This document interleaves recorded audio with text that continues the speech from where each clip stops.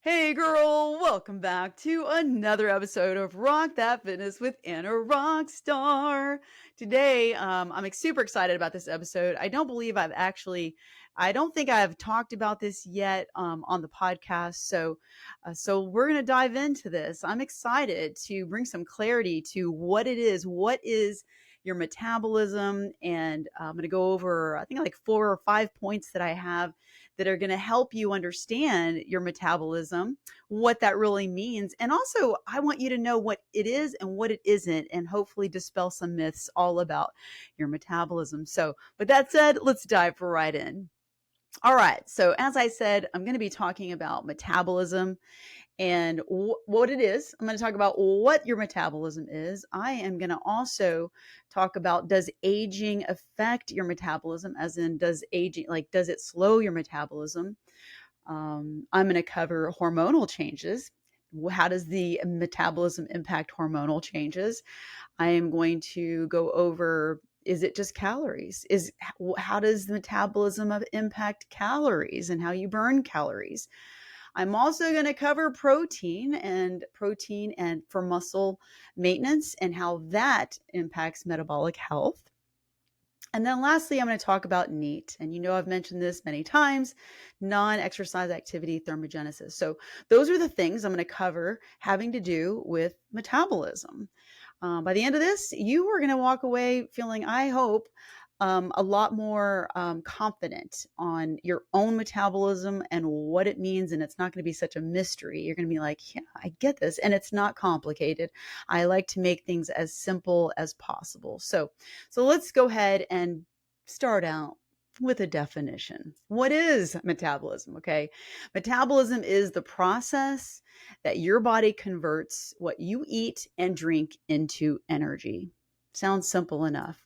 It's going to power everything: breathing, digestion, all movement, cell repair. And when I say cell repair, I'm talking muscle, skin, joints, all cells in your entire body.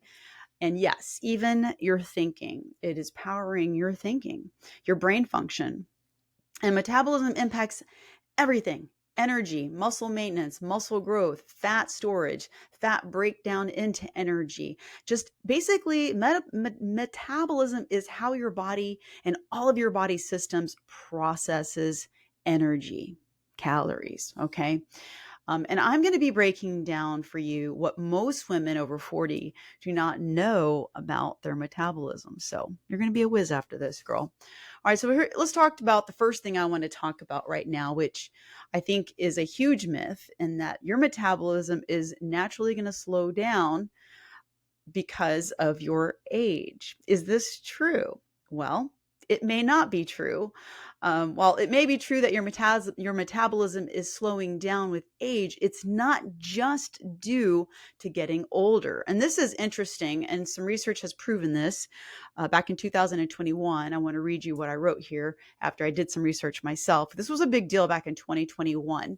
Current research shows that while metabolism does slow as we age, it doesn't happen as early or as drastically as commonly believed. So in 2021, there was a study that was published in Science. It was led by Herman Poncer, analyzed data from over 6,600 people, and found that metabolic rates remain stable from ages 20 to 60, and only a modest decline after the age of 60.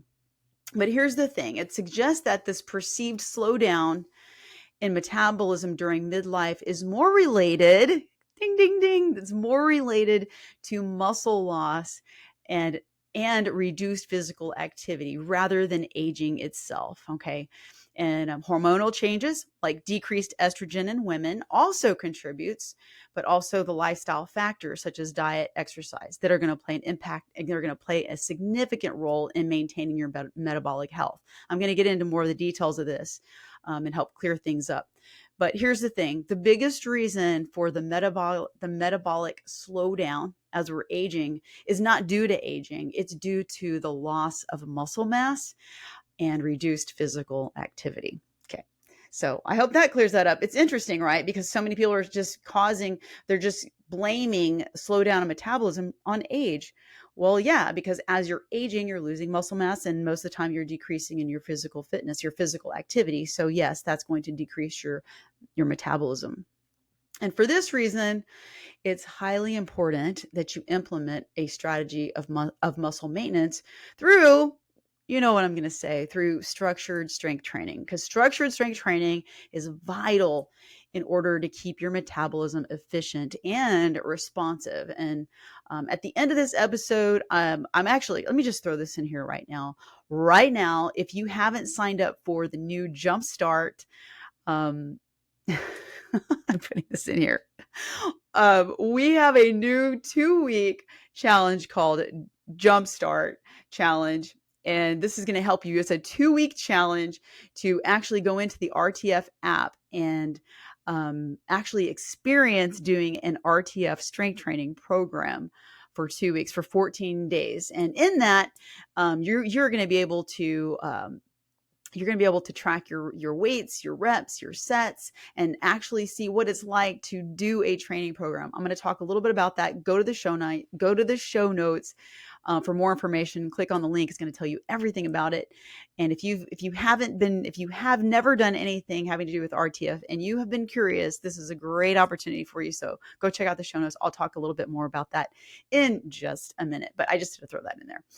So for this reason, like I said, it's important, right? We're losing muscle mass. So without a plan to maintain your muscle loss will accelerate, especially after the age of 40. So that's going to definitely directly impact your metabolic rate.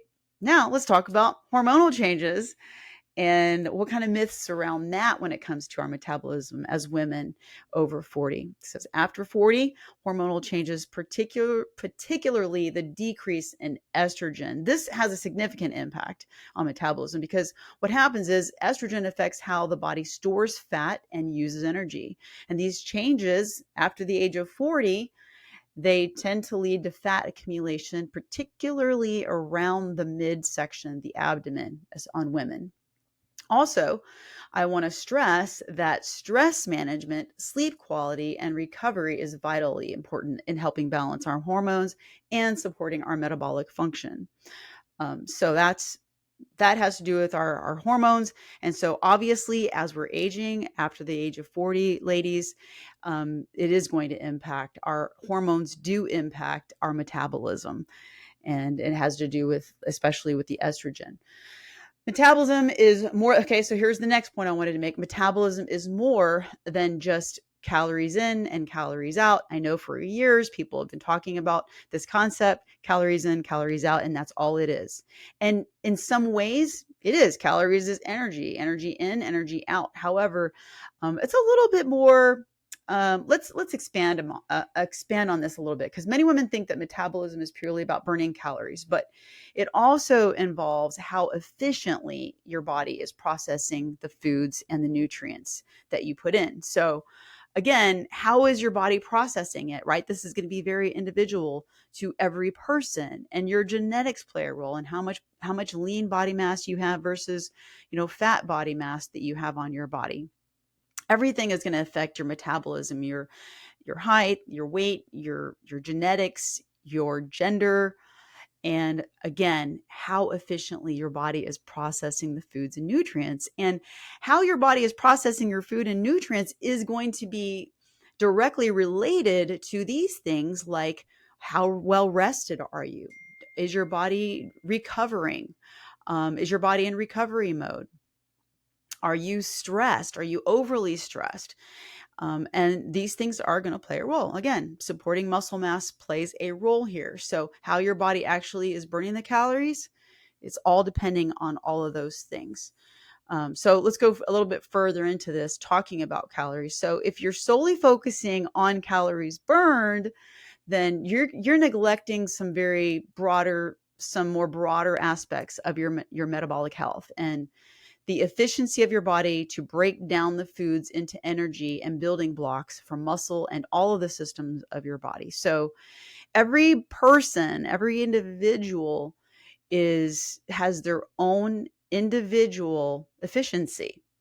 And like I said, what is impacting your body's ability to efficiently process the energy that you're putting into it, the foods that you're putting into it? So, a side note here, if you are consistently putting processed foods into your body, overly processed, highly palatable fat, full of highly highly palatable sugars and these kind of things, you could be throwing off your gut health, right? And so that is going to impact how efficiently your body is processing the energy that you're putting into it. I'm just going to take a second here. I need to put my little camera here and do not disturb. I just heard a ding and we don't need that. So you know what? We're moving on. We're moving on. So think about how efficiently your body is burning the calories, right? You can put calories in, you can put the energy in, but there is something to be said for how efficiently your body, your own body is metabolizing, is processing the calories, the energy, the foods that you're eating. Okay. Next point I want to make. Under eating, this is going to be fun to talk about because there's a myth about this one as well. So under eating can slow down your metabolism. Now, I know that a lot of women like to use this as an excuse, and they say that they're going into starvation mode. I'm going to talk about this, um, that what happens when you go in your body, you're not eating enough, so your body's going into starvation mode, and now you're not losing weight, and so people are using this as an excuse. But let me explain what's really happening when you undereat. You can slow down your metabolism. So what does that mean? If you're a woman over 40 and you drastically cut your calories, it can cause your body to enter into what's known as energy conservation mode, which is a slowdown of your metabolism, and it's slowing down to preserve energy. But this is not to be confused with this myth of the starvation mode. If starvation mode, think about this. If starvation mode was really a thing, think about people in some other countries. I know you have seen the visual. They are truly starving. They're in starvation mode. Their calories have been severely restricted for a very long time. You don't see them holding on to body mass, fat. No, not at all. What about prisoners of war? Severely calorie restricted. These are not people that are obese or they're still carrying lots of body mass and fat. That's not the case. And so we have to dispel that myth completely. So what I want to bring to your attention is the concept of metabolic adaptation. So this is different. And the real problem here is that when your metabolism slows down, weight loss becomes slower and your energy drops. So this makes it tough to stick to a strict calorie cut, right? And that can lead to losing muscle. This is why the key to long-term success in your fat loss is focusing on a moderate calorie deficit. I call it a moderate calorie deficit or a healthy calorie deficit, because this is going to help you keep muscle mass, to keep your muscle mass while you're shedding fat. And while you're doing this, of course, you want to be strength training and making sure that you're eating enough to avoid slowing down your metabolism too much, okay? Because eating too little calories reduces muscle mass and it does encourage fat storage, worsening the metabolism issue. So we want to have a balanced nutrition. The balanced nutrition is crucial for maintaining your metabolic health. Now, of course, in due time, if you're under a starvation circumstance, really, like if you really are in a starvation situation, then your body is going to waste away over time. But ladies, this is rarely the case. This is rarely ever the case with women in the modern world. This is just not the case. What typically tends to be the case is that we are in what's happening more than likely is a cycle of severely restricting your food. And then that will lead to, then it'll lead to overeating.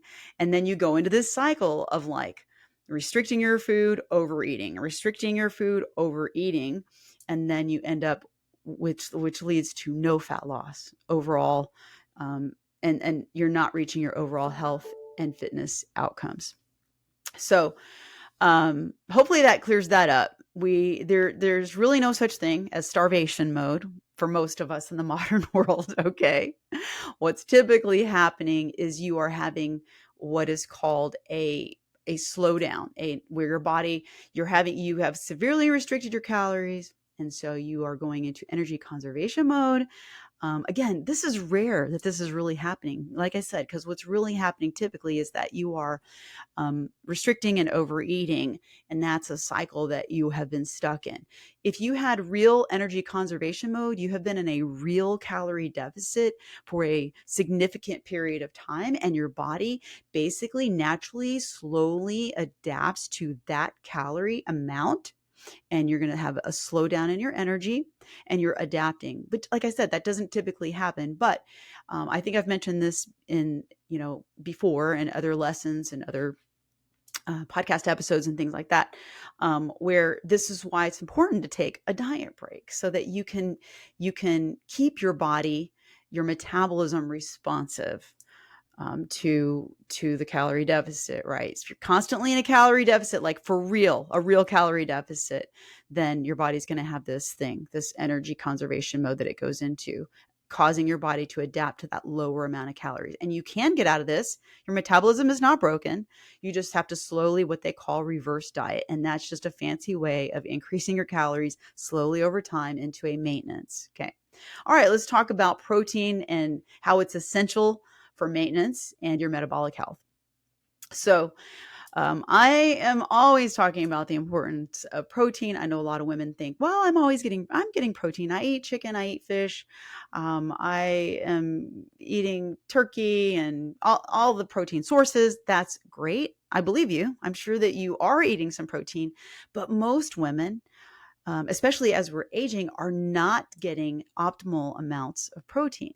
Protein intake becomes even more critical as we're aging, because our bodies are, and it doesn't even, all people, women, men, as we're aging, our body is not as efficient at processing the protein, which makes it that much more important that we get optimal protein. We have to increase our amounts of protein. So as we're aging, we need to. It becomes more critical, because in order to preserve muscle and to support a healthy metabolism. And many women are unaware that they need to increase protein to sustain muscle and to keep their metabolism functioning efficiently. So simply, as we're aging, our body becomes less efficient at processing the protein, hence why we need to ensure optimal amounts of protein. I'll go ahead and give you that calculation here if you want to jot down some notes for yourself. It's going to be how much protein do you need? And how much protein are you getting? You only know if you're tracking it, okay? So 0.7 grams up to 1 gram per goal body weight in pounds. And you only know this if you're tracking it. If you don't track your protein for a period of time to determine how much protein you're taking, you really don't know. You don't know. You don't know if you've never tracked protein, how much protein your body's actually getting. So I just want to encourage you to do that calculation for yourself so you know that you're getting optimal amounts of protein. Ultimately, I would recommend that if all things are equal and you have a healthy body, no conditions, no illnesses, no diseases, no indication that there's a problem there, then I would encourage you to calculate 1 gram of protein per goal body weight. Now, remember, when I say per goal body weight, I'm not talking about necessarily the body weight that you are right now, unless you are at a healthy weight, at a healthy, ideal body weight for your height. But if you have a significant amount of weight to lose and you are 50 or 60 or however many significant pounds away from a healthy goal body weight, do not calculate your protein needs based on that current weight that you are. If you have a significant amount of a weight to lose, I would calculate it based on your ultimate goal weight. So example, if you weigh 200 pounds and a healthy ideal weight for you based on your height is 140 pounds, then your goal body weight, or your protein amount at 1 gram per protein, would be 140 grams of protein. And see, if you started checking and tracking your protein, you might be kind of freaked out, like, wow, that's a lot of protein. And it is, if you haven't been tracking it and you haven't been slowly building up protein in your diet and learning how to do that, it's a skill. You'll figure it out as you go. But I always recommend that you just create a range. So calculate that 140 pounds times zero point 0.7 grams, and then that's your range, right? So that amount up to 1 gram per goal body weight. So the 140 would be like, ultimately you want to try to hit that, but give yourself a range so you're not wigging out, because I know that if you haven't been tracking your protein and maybe you're hitting 80, 70 grams of protein a day, fine. Let's find ways to increase that. All right. So protein, again, it's highly important for the goal of fat loss and for your muscle repair and muscle maintenance, just maintaining it. So if you are in a calorie deficit trying to shed fat, I cannot emphasize enough the importance for your metabolism, for you to be getting plenty of protein to maintain your lean muscle mass, build muscle mass while you're doing your strength training. And then your body is metabolically going to be using fat for energy sources, which means you're going to be burning fat and maintaining that muscle mass. This is why these quick fix, rapid fat loss diets seem like they're working, because whatever they're doing, they're slashing your calories, and yes, you could be losing significant amount of quote unquote weight in a week or two, but a lot of that is water weight. And if you maintain that severe calorie restriction, your body is going to be using that lean mass on your body. It's going to be using that up and not sparing your lean muscle, your lean muscle. It will be using it. So we want to make sure we get plenty of protein and continue your strength training, keep those muscles growing, and maintain your muscle mass while you're in a calorie deficit. Yes, I'm just kind of throwing these things in here as reminders.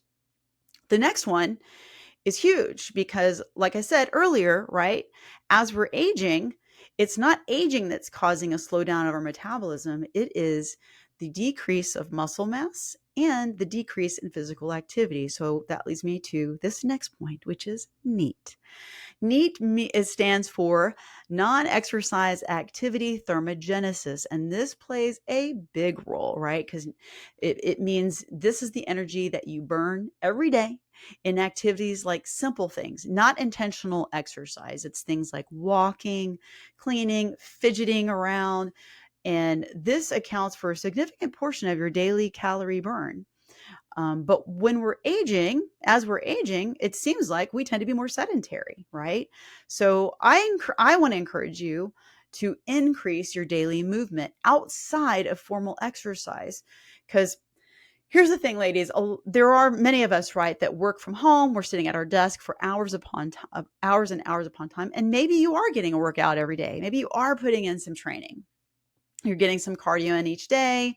You're getting your strength training in, but a significant amount of your day is sedentary. And that is not helping you in this area of NEAT, which naturally, your body would be doing these things, the non-exercise activity thermogenesis. Thermogenesis just means how your body is processing, breaking down, burning the energy, the calories. That's what it's doing. Non-exercise activity thermogenesis. So I want to encourage you, if you do tend to be sedentary at a desk working all day long, find ways that you can increase your NEAT. Get up, set a timer, get up throughout your day, walk 5-10 minutes. You'd be amazed how many more steps you can get in your day by doing that. So again, if you have this sedentary desk job, get up and start getting some more walking in. And how can you do that? Well, you can actually add on walking maybe before and after your workouts. And I would also recommend having a step tracker, track your steps.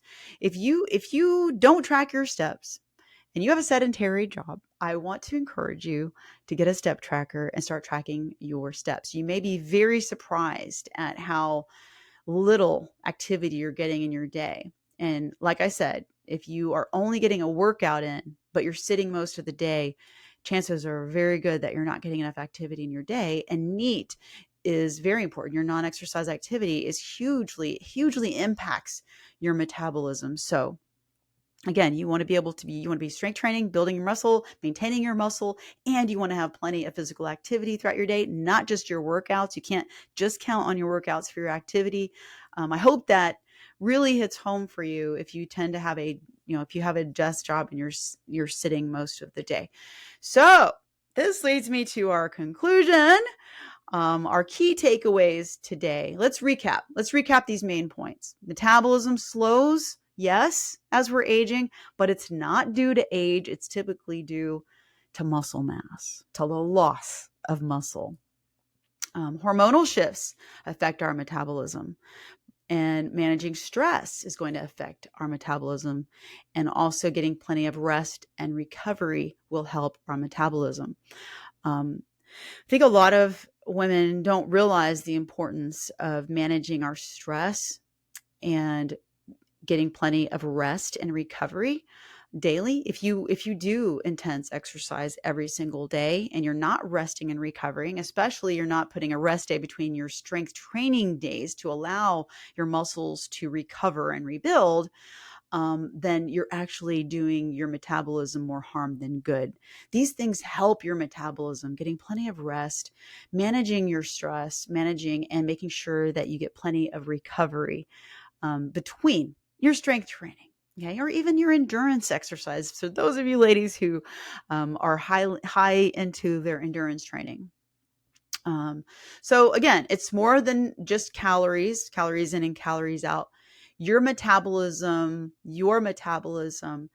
is impacted by the way that your body processes the calories and processes nutrients. And so all of these things play a role. Again, metabolism slows because of age, but it's not just age. It's not just age. That's not the reason, right? It's because we're losing muscle mass and our physical activity has decreased. Some of that could be because we're working too much at our desk, and some of that could just simply be because we have so many responsibilities in life. We're so focused on taking care of everybody else, everything else, and our careers and our jobs that we don't have as much physical activity going on day to day stage of life, right? But when we are aware of it, we can change this. We can make some small changes and start adding the activity in. The other point that we covered today is undereating can be counterproductive. You're undereating protein, and that's very important, right? Because without the protein, you're not maintaining your muscle mass. So again, you must strength train, have a balanced nutrition with the foods that you're eating, and live an active lifestyle to optimize your metabolism. You want to optimize your metabolism, girl. There's no ifs, ands, or buts about it. And again, I hope this makes sense for your metabolism. It's really not as complicated as people make it out to be. They make out metabolism to be some kind of mysterious word. And also, women like to use this as an excuse, like, well, my metabolism is just really slow. You don't know this. And side note and reminder, if you think your metabolism is slow, because of your hormones, which could be some sex hormones involved here, also could be your thyroid, right? But don't just assume or guess or think these things. If you think this for real, then go get some blood work done and let's find out. And make sure that when you get blood work done, that they're covering all of these important things, all of your sex hormones, estrogen, progesterone, testosterone, and your metabolic hormones, which include all the things having to do with your thyroid, as well as insulin levels, and some other things. I am not going to go into all the details of that. But again, if you think that, then let's not make an excuse for it. Let's go find out for real what's going on with that. Merrick Health plug. You can do that through RTF Merrick Health. That will be a link in the show notes as well. So hopefully these things will help you in your own understanding of your own personal metabolism. And I can't stress enough the importance of strength training and keeping your physical activity up as we're aging. These are the things that are going to help you. And I also want to say, keeping your track of your steps. Okay. If your goal, our goal ultimately should just be health and fitness in general. But also if you are trying to lose fat, I cannot emphasize the importance of getting plenty of steps in. Now, if you only get 2,000 or 4,000 steps, increase that amount. I'd be shooting for 7,500, 8,000 steps a day, or even eventually getting to that 10,000 steps a day. And that's not a magic number. It's just to ensure that you're getting plenty of activity. And you may be questioning, well, but what if I'm cycling or I'm doing one of these other things? If that's not part of your regular activity, regular workout, okay, because that's a workout, right? A lot of times you're doing something, whether it's spinning, cycling, elliptical machine, rowing, and that could be your workout, fine. But if you're doing that kind of stuff even more beyond the amount of time it does take to do a workout, then you can count that as your activity. Absolutely. It's not just about steps. But when it comes to steps, it's just an easy way to make sure that you increase your activity level, your physical activity level. And people really underestimate the impact it can have on your metabolism. So let's start walking more every day. Get some more walks and get some more steppy steps in. All right. So hopefully that helps you with your metabolism and understanding your metabolism. And lastly, I am going to give you a call to action today. Like I said earlier, I'm super excited for what's going to happen. We haven't done this before. This is our RTF, our Rock That Fitness Jumpstart Challenge, which is a 2-week. It's an opportunity to come in and do a 2-week strength training program in the RTF app for 2 weeks, so 14 days. And during that time, you're going to be able to use the RTF app and you'll be able to log your training, and you will get to choose whether you do a 3-day a week or a 4-day a week split. You can also choose whether you're going to do dumbbell and bands or full gym access. You can choose either one. What else is there to say about that? Yeah. So this is your opportunity to give it a try. If you haven't been strength training for a while and you're like, man, I really just need to get back into this.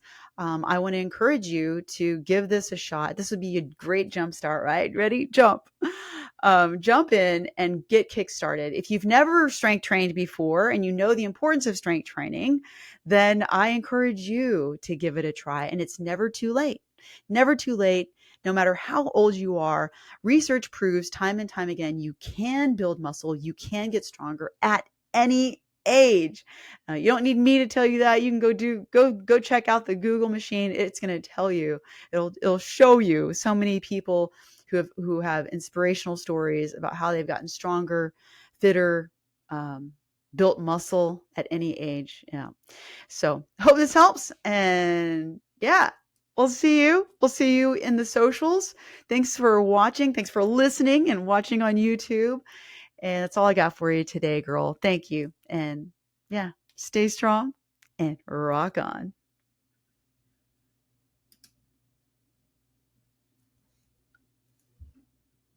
Stopping.